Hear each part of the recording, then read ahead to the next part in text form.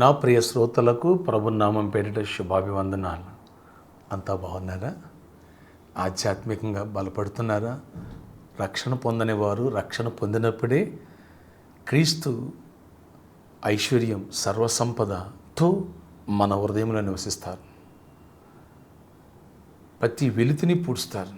అందుకనే రక్షణ పొందని బిడలారా, యేసుక్రీస్తు దేవుడని నీ కోసం ఆయన కలవరి శిలువలో చనిపోయి మూడో దినాన్ని తిరిగి లేచారని, ఆయన నమ్మిన వారికి నిత్య జీవముందని తెలుసుకొని మన పాపములు కలవరి శిలువ చెంత చేరి పశ్చాత్తాపంతో ఒప్పుకుని మారు మనసు పొందితే దైవరాజ్య సంబంధమైన పౌరసత్వాన్ని మాత్రమే కాక ఏమందు కూడా మన ప్రతి వెలితిని పూడ్చి స్వస్థపరిచేవాడు, దీవించేవాడు, ఆశీర్వదించేవాడు, అభివృద్ధి పరిచేవాడు మన దేవుడు. మర్చిపోవద్దు. అందుకని రక్షణ పొందని వారు రక్షణ పొందండి. రక్షణ పొందిన బిడ్డలు ఆధ్యాత్మికంగా భక్తులు ఎదగాల. ఫలింపని ప్రతి చెట్టు వేరున గొడ్డలి ఉంచబడింది అన్నారు ప్రభు. కనుక ఆధ్యాత్మికంగా మనం ఫలించాల. ఫలించిన కొలది నా ప్రియుడా, నీవు ఆత్మలో వర్ధిల్లిన ప్రకారం అన్ని విషయాలలో వర్ధిల్లు అంటున్నాడు. సౌఖ్యముగా ఉండమంటున్నాడు. 3 యోహాను రాసిన పత్రిక 2వ వచనంలో ఆత్మలో వర్ధిల్లుతున్నామా? ఆత్మలో వర్ధిల్లటానికి కొన్ని అభ్యంతరపరిచే గుంటనక్క లాంటి స్వభావాలు కొన్ని మనలో ఉంటాయి. వాటిని మనం తీసివేసుకోవాలా. వాటిని తీసివేసుకోకపోతే మనం ఆత్మీయతలో ఫలించం. అవి నలకల్లా వాటర్లో నలకల్లా అడ్డుపడుతూ ఉంటాయి. మరి వాటర్ ప్యూరిఫై చేసేటువంటి ఫిల్టర్స్ మనం ఎందుకు వాడతాము? ఆక్వా క్యూర్ లేదా ష్యూర్ ఇలాంటివి ఎందుకు వాడతాం? మనం శుభ్రపరుచుకొని తాగినప్పుడు మనలో ఉన్న కిడ్నీస్ అలాగే హెల్త్ బాగుంటుంది. శుభ్రత లేని నీరు తాగితే జాండీస్, వైరల్ ఇన్ఫెక్షన్స్, ఫీవర్ ఇలాంటివి వస్తూ ఉంటాయి. ఆత్మీయతలో కూడా అంతే. కొంతమందికి ఉండే ఓ భయంకరమైన వ్యాధి అంటే తెలుసా అండి? అభ్యంతరం. ఇది సులువుగా చిక్కులు పెట్టేటువంటి పాపం. ఇది దీని గురించి ఎబ్రీ పత్రిక 12:3 వచనం రాయబడి ఉంటుంది. ఇవి ఈజీగా మనిషిని ఆత్మీయతలోంచి పడదోసేస్తాయి. దాని గురించి ప్రభు ఏమన్నారో మీకు చూపిస్తాను. మత్తయి సువార్త 18:6 వచనం చదువుదాం. నా యందు విశ్వాసముంచు ఈ చిన్నవారిలో ఒక్కనిని అభ్యంతరపరచువాడెవడో వాడు మెడకు పెద్ద తిరగటి రాయి కట్టబడిన వాడే మిక్కిలి లోతైన సముద్రములో ముంచి వేయబడుట వానికి మేలు. అభ్యంతరముల వలన లోకమునకు శ్రమ. అభ్యంతరములు రాక తప్పవు కానీ ఎవని వలన అభ్యంతరం వచ్చునో ఆ మనుషునకు శ్రమ. చూడండి, అభ్యంతరాలు రాక మానవు అన్నాడు ప్రభు. అది ఎవరి వలన వచ్చునో వారికి శ్రమ. ఆయన యందు విశ్వాసం ఉంచి నమ్మిక ఉంచిన చిన్నవానికి భక్తి చేయటానికి, ఆత్మీయతలు ఎదగడానికి, అలాగే బలవంతులుగా ఉండటానికి అడ్డుపడేటువంటి అభ్యంతరకరమైన విషయాలు ఎవరైతే లేవనెత్తారో అలాంటి వారి మెడకు పెద్ద తిరుగటి రాయి కట్టి సముద్రములో పడవేయబడటం మేలు. ఎందుకని? చనిపోయిన వ్యక్తి 2వ రోజు 3వ రోజు ఉబ్బిపోయి పైకి లేస్తాడు. ఆ తిరుగటి రాయి కట్టి కింద బరువు లాగేసినప్పుడు ఇక డెడ్ బాడీ పైకి కూడా తేలదు. అంటే దేవునికి ఈ పాపం పట్ల ఎంత అసహ్యం ఒక్కసారి ఆలోచించాలి. ఎందుకనంటే ఎగ్జాంపుల్, ఆయన దేవదేవుడు, సృష్టికర్త.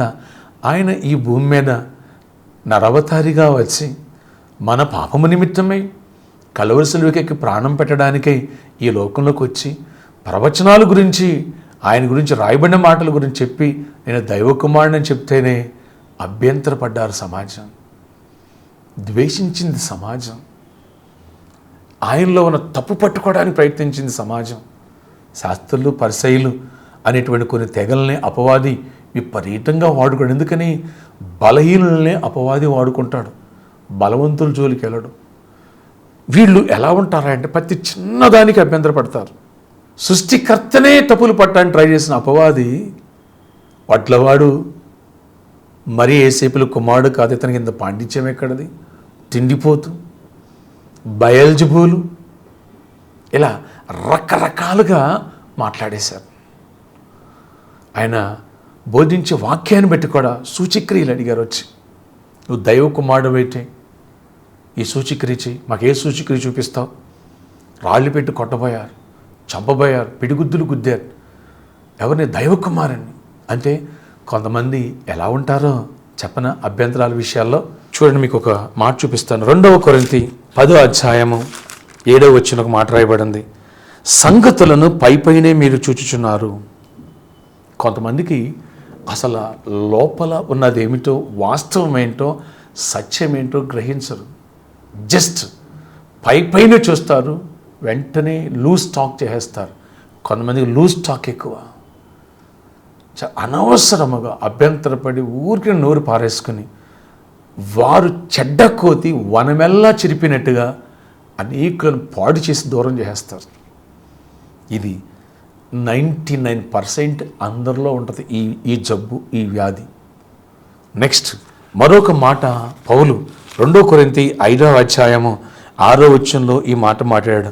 వెనుచూపు వలన కాక విశ్వాసం వలనే నడుచుకొనుచున్నాము. కొంతమంది సంగతులు పైపైనే చూస్తారు, ఇక్కడ వెలుచూపు వలన. అంటే ముందే ఎవరన్నా ఒక వ్యక్తి గురించి చెడుగా నీతో చెప్పేశారు, ఆ వ్యక్తి నువ్వు చూడలేదు, వినలేదు. అంటే ఆ వ్యక్తిని చూడగానే ఒక అవగాహన చేసి వీడు మంచివాడు కాదు, ఇతను ఇట్లా అట్లా అని ఈజీగా మాట్లాడేస్తావు. దీన్ని వెలుచూపు అంటారు. పైపైనే చూస్తారు. అసలు అంతరంగాన్ని లేదా ఆ వ్యక్తిని పరిశీలన చేసి ఇలా అన్నారు, అవునా కాదా చూద్దాం, నేను ఎందుకు జడ్జిమెంట్ చేయాలా, నేను ఎందుకు తీర్పు తీర్చాలా? ఎందుకని ప్రభు చెప్పారు, తీర్పు తీర్చు మనుషుడా నీవు నిరుత్తుడివే. రోమపత్రిక 2:1 ఈ మాట చాలా డేంజర్. ఎదుటివారి వైపు మనం ఒక వేలు చూపిస్తూ ఉంటే తక్కిన 4 వేళ్ళు మన వైపు చూపిస్తున్నాయి అనే సంగతులు మనం మర్చిపోయి మాట్లాడేస్తూ ఉంటాం చాలా పర్యాయాలు. ఈ విషయంలో మనం జాగ్రత్త పడాలి. అందుకనే ప్రభు చెప్పారు, రాళ్ళు పెట్టి కొట్టుకుంటూ పాపంలో పట్టబడిన అమ్మాయిని యోహాను సువార్త 8వ అధ్యాయంలో పట్టుకు తీసుకొస్తే ప్రభు అన్నారు, మొదట మీరు తప్పు చేయని వాడేవడం, మొదట ఆమె మీద రాయేయమన్నారు. ఆయన నేల మీద ఏదో రాస్తున్నారు, పైకి లేచేసరికి ఒక్కళ్ళు లేడు, ఆమె తప్ప. ఆలోచించండి, ఎందుకని? తప్పు చేయని వాడు ఎవరు ఉన్నారా? ఎద్దుపుండు కాకి ముందంట. ఎదుటివారి బలహీనతను నువ్వు కాకిలా బతికున్న పశువుని కాకి గాయం దగ్గరికి వెళ్ళి పైన వాలి లాక్కుని పీక్కుని ఉంటుంది. నేను చాలాసార్లు చూశాను. బహు ఘోరం అది. అలాగే కొంతమంది ఎదుటివారిని గాయపరిచి జరిగిన దాన్ని మాటికి ఒకవేళ జరిగినా జరగకపోయినా సరే అలా మాట్లాడి చంపేస్తారు. ప్రభు తప్పు చేసిన అమ్మాయిని ఏం మాట్లాడారు? అమ్మా, వారెవరు నిన్ను శిక్షించలేదా? లేదయ్యా, నేను నిన్ను శిక్షించను, సమాధానం కలదని పొమ్ము, కానీ ఇకను పాపము చేయకన్నాడు ఆయన. ఆ ఒక్క మాట పతితను పవిత్రతగా తయారు చేశాడు. అమ్మా అని పిలిచాడు ఒక బజారు స్త్రీని. ఆయన ప్రేమ ద్వారా ఆ స్త్రీ మారిపోయింది. ఒకవేళ పొరపాటు ఎదుటి వ్యక్తులు కనిపించినా నువ్వు వేలు పెట్టి చూపిస్తూ ఉంటే ఆ వ్యక్తులు మారరు కదా, ఇంకా హట్ అయిపోతారు. కొంతమంది లేని వాటిని బురద చల్లేస్తారు. వీళ్ళు ఏ టైప్ అంటే చెప్తా మీకు నేను. ఓ వ్యక్తి, అలసిపోయాను, తొందరగా ఏసీ వేయండి. ఏంటి అలసిపోయావు, ఎందుకు చెమటలు పట్టినాయంటే, అదే బొచ్చు పీకి లాగి ఆ జుట్టు అలసిపోయాను అంట. దేని మీద లాగావు?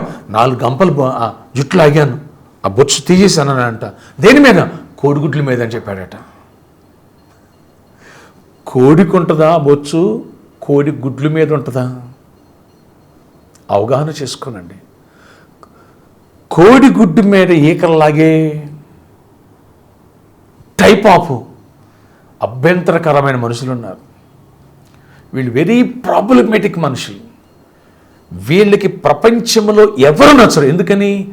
వీరిలో ఉన్న దౌర్భాగ్య స్వభావము అలాంటిది. వాళ్ళు తప్ప ఎదుటి ప్రతి ఒక్క వ్యక్తికి పేరెడతారు. ఒకప్పుడు నాలో ఆ వీక్నెస్ ఉంది. దీని మూలాలేంటో నాకు తెలుసు. ప్రభు నాకు అది అర్థం చేశారు. వేళ్లతో తీసేసామన్నారు. నా మనసుతో, నా ప్రేమతో చూడన్నారు. అప్పుడు నాలో చేంజ్ స్టార్ట్ అయ్యింది. లేకముందు ప్రతి చిన్నదానికి చర్చకొచ్చిన అభ్యంతరం, ప్రసంగం విని అభ్యంతరం, పాస్టర్ గారు వేసుకున్న డ్రెస్సును బట్టి అభ్యంతరం, కారులో వస్తే అభ్యంతరం. పాస్టర్ కారు కూడా కావాలా? పాస్టర్లు ఎలా ఉండాలా? ఎంత తగ్గింపు స్వభావంతో ఉండాలా, అసలు ఈ టైప్ అన్నమాట. ఏదన్నా ఒక విషయంలో, ఏదో పలహారం పంచే విషయంలో, ఒక క్రమశిక్షణ విషయంలో అన్నిట్లో ఫీల్ అయిపోయి విమర్శించడమే, అభ్యంతర పట్టడమే. నేను చెడింది కాకుండా పక్కన కూడా చెరుపుతూ ఉండేవాడిని అప్పుడప్పుడు. లోకంలో ఉండగా నాకు చాలా బాగుండేది ఈ పాపం. కానీ ప్రభు నాకు అర్థం చేశారు, అభ్యంతర పడకు, వెలిచూపు వలన సంగతులు పైపైన చూస్తూ నువ్వు ఇలా మాట్లాడకు. బలవంతుడు ఎలా ఉంటాడు? కదలక నిత్యం నిలిచి సియోను కొండవలే ఉంటాడు. భక్తి లేని వ్యక్తులు ఇలా ఉంటారు. సగం కుండలో నీళ్లు పెట్టుకుని భుజం పెట్టుకోండి, ఊగిపోతూ పైకి చినిగిపోతాయి.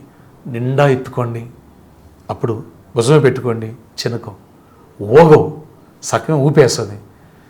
అలాగే అన్నీ ఉన్న ఆకు అణిగిమణిగి ఉంటుంది, ఏమీ లేనిది ఎగిరెగిరి పడద్ది. అలాగే బిడ్డలారా, అటు ఇటు కాని భక్తిలో ఉన్న వాళ్ళు విపరీతంగా కొంతమంది అభ్యంతర పడతారు. అభ్యంతర పరిస్థితి ఒక డెవిల్, ఇది చాలామందికి తెలియదు.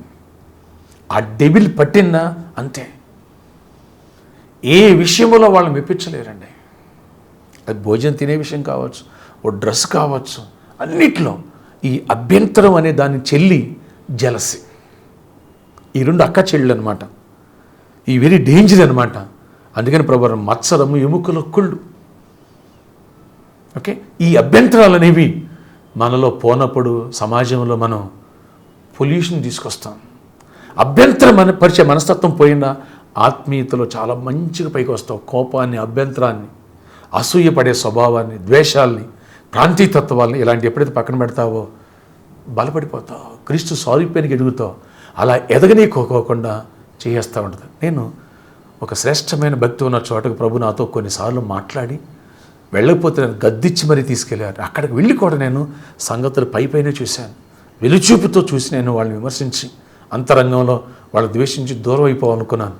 ఆ రాత్రి ప్రభు నన్ను గద్దిచ్చారు, నాతో మాట్లాడారు. వెళ్ళి ఏకాంతంగా 2 hours నేను మోకరించి ప్రేయర్ చేసుకున్నాను. అప్పుడు పరిశుద్ధాత్మ దేవుడు నాతో మాట్లాడారు, నీలో ఈ జబ్బు ఉంది, ఈ పాపం ఉంది, తీసివేసుకో. అసలు దేనిని బట్టి ఎవరిని బట్టి అభ్యంతర పడొద్దు. ఆయన చెప్పిన మాట ఏంటి తెలుసా నాకు? నేను ఈ భూమి మీదకి వచ్చినప్పుడు నన్ను అర్థం చేసుకున్నది ఎవరున్నారు? నీతిమంతుడు ఆయన తప్ప, యేసు ప్రభు తప్ప. అయినా అందరితో అడ్జస్ట్ అవుతూ, బలహీనను బలపరుస్తూ, ధైర్యం చేయని వారిని ధైర్యపరుస్తూ, పాపులను పరిశుద్ధులుగా మార్చుతూ నేను అడుగులు ముందుకు వేశాను. నేను అభ్యంతర పడితే ఈ భూమి మీద ఒక్కరోజు కూడా శరీరధారిగా ఉండేవాడిని కాదు కదా. నన్ను చూసి నేర్చుకో అన్నాడు దేవుడు. అంతే. అప్పుడు నా బలు పెరిగింది, అప్పుడు నా ఆలోచనలు మారిని. నిజమే కదా ప్రభు, అప్పుడు నాకు ఫ్లెక్సిబుల్ మైండ్ ఇవ్వయ్యా, అర్థం చేసుకునే మనసు ఇవ్వయ్యా. అంతెందుకు ఓ రోజు ఓ దైవజనుడి గురించి ఒకరు నాతో విరుద్ధ భావంతో చెప్పారు. వాళ్ళు అభ్యంతర పడ్డారు. ఆ విషయం నాకు చెప్పారు. అతను మెసేజ్ టీవీలో వస్తూ ఉంటే నేను ఏంటని 2 నిమిషాలు విన్నా. అది వినక ముందు ఓ బ్రదర్ని అడిగాను, ఏంటి ఆయన గురించి ఎలా అన్నారంటే, ఆయనకు వాక్యం చెప్పడం రాదన్నాడు నా స్నేహితుడు. అదే నా మైండ్లో పెట్టేసుకున్నాను. ఆయన కనిపించగానే రిమోట్ ఇతను మార్చేసేవాడు, వినేవాడు కాదు.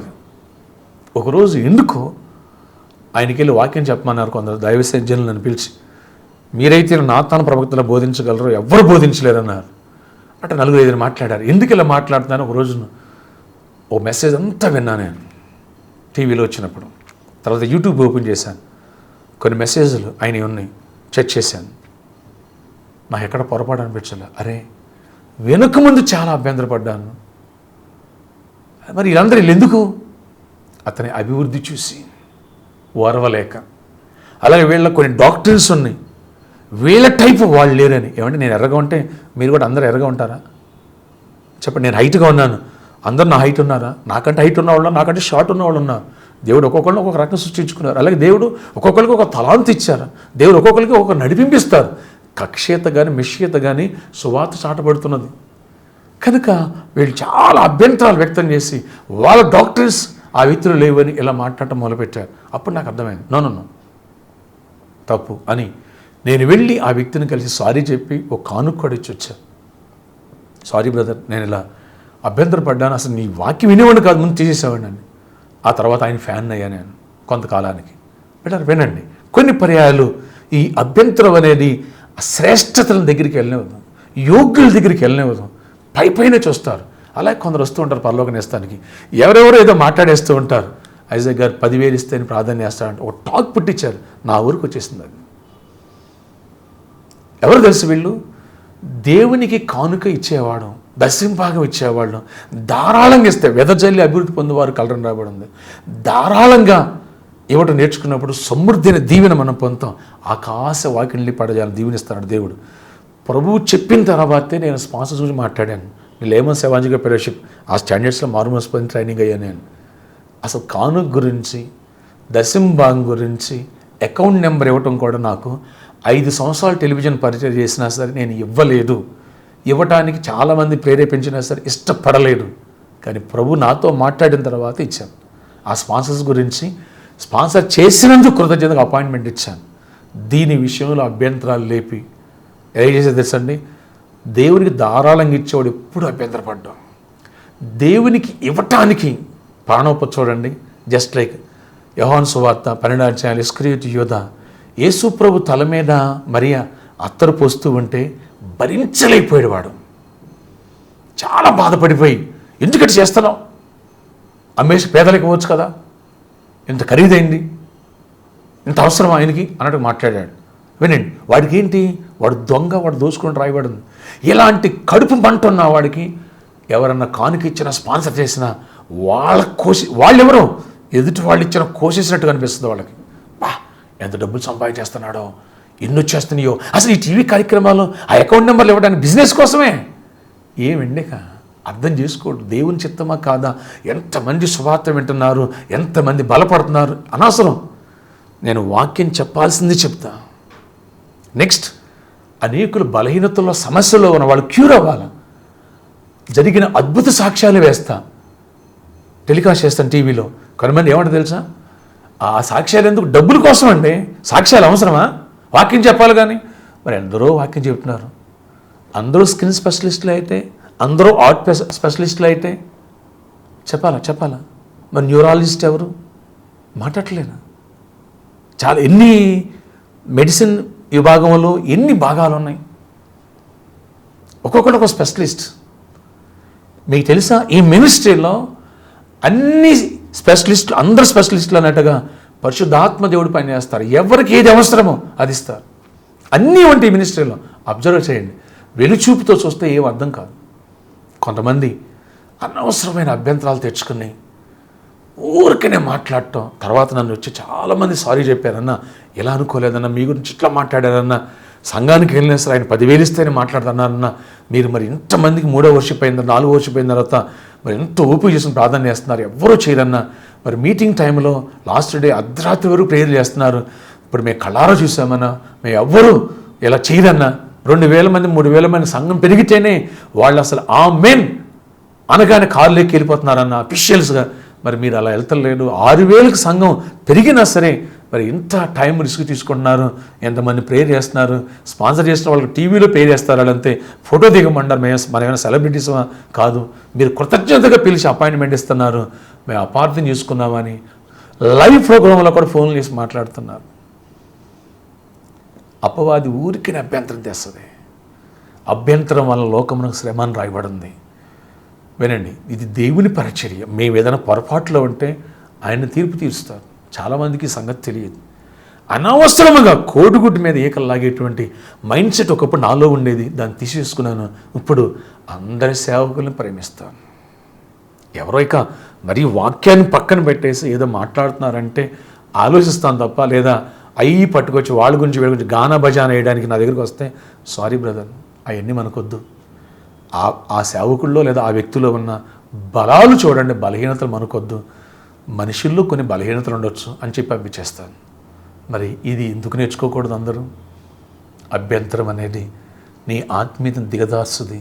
ఒక్కొక్కసారి శ్రేష్టమైన మెట్టుకు వెళ్ళనీకోకుండా దూరం చేస్తుంది. నీ మనసులో ఒక అభ్యంతరం వచ్చిందా, అదే పెట్టుకుని జీవిస్తూ ఉంటావు. ఇక నీ మైండ్లోనికి ఆ వ్యక్తి గురించి సదాభిప్రాయం రాదు. ద్రవ్యమాన పాపం పెరిగిపోద్ది. లేని వాటిని ఊహిస్తూ ఉంటావు, అలాగే భావిస్తూ ఉంటావు.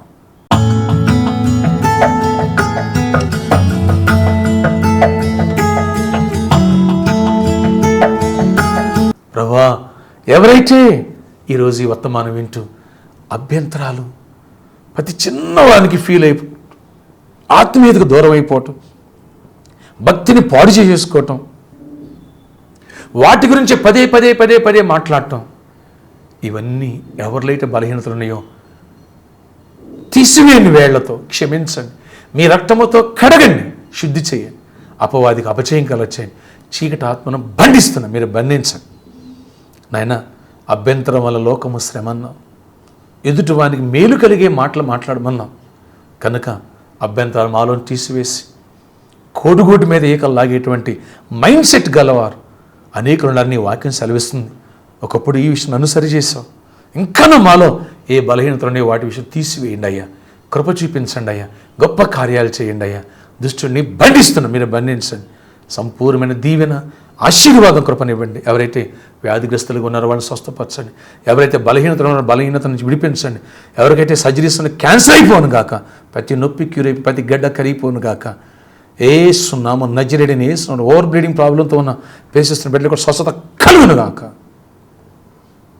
సహోదరి చిన్నారి ఓవర్ బ్లీడింగ్ ప్రాబ్లంతో సఫర్ అవుతున్నాం, ఏసునామములో పడి నీకు స్వస్థత కలుగును గాక. అమేన్, అమేన్, అమేన్. లార్డ్ మెరాకల్ చేయండి. ఇంకెవరైతే ఆయా బలహీనతలో ఉన్నారో వాళ్ళు బలపరచండి ఆయన, సమస్యను విడిపించండి, భక్తిహీనతను విడిపించండి, సులువుగా చిక్కులు పెట్టి పాపాల నుంచి విడిపించండి, నీ రక్తముతో కడగండి, నీ సారూప్యానికి మలచండి. విశ్వాసంలో బలపడాలా, అనేకులకి దీవెనకరంగా మారాలి, గొప్ప జయమునివ్వండి. ఏసునా ఎవరు టీవీ స్క్రీన్ తాగుతున్నారు, లార్డ్ టచ్ దెమ్, విడుదలిచ్చి గొప్ప జయమునివ్వండి. ఇప్పుడు వాళ్ళకి నార్మల్ రిపోర్ట్స్ వచ్చును కాక, చీకటి తొలిపోను గాక, పెరాలసిస్ పేషెంట్లు కూడా క్యూర్ అయిపోను గాక, హ్యాండిక్యాప్డ్ కూడా హీల్ అయిపోను గాక, క్యాట్రాక్ట్ పడి కరిగిపోను గాక, చుక్లాలు మాయమైపోయి సర్జరీస్ క్యాన్సిల్ అయిపోను గాక. లార్డ్ టచ్ ఎవరు కిడ్నీలో స్టోన్స్ కరిగిపోను గాక. యేసు నామములో ఆమేన్, ఆమేన్, ఆమేన్. జాబ్స్ అయిన జాబ్స్ ఇవ్వండి, గర్భాలు ఏమైనా గర్భాలు ఇవ్వండి, అప్పుల్లో దరిద్రంలో ఉన్న వారికి విడుదల ఇవ్వండి. యేసు దైవజనులను కూడా బలపరచండి. యేసు నామములో ప్రార్థిస్తున్నాను, ఆమేన్. ఈ వర్తమానాలు ఎవరినో కించపరచాలని కాదు, బాధపరచాలని కాదు, మనలో ఉన్న పనికిరాని తీగలను తీసి పారేసుకుంటే క్రీస్తు సారూప్యానికి ఒక రోజుకి ఎదుగుతాం, బలపడతాం. అందరం బలహీనమే, సరిదిద్దుకుంటే బలవంతులవుతాం. God bless you.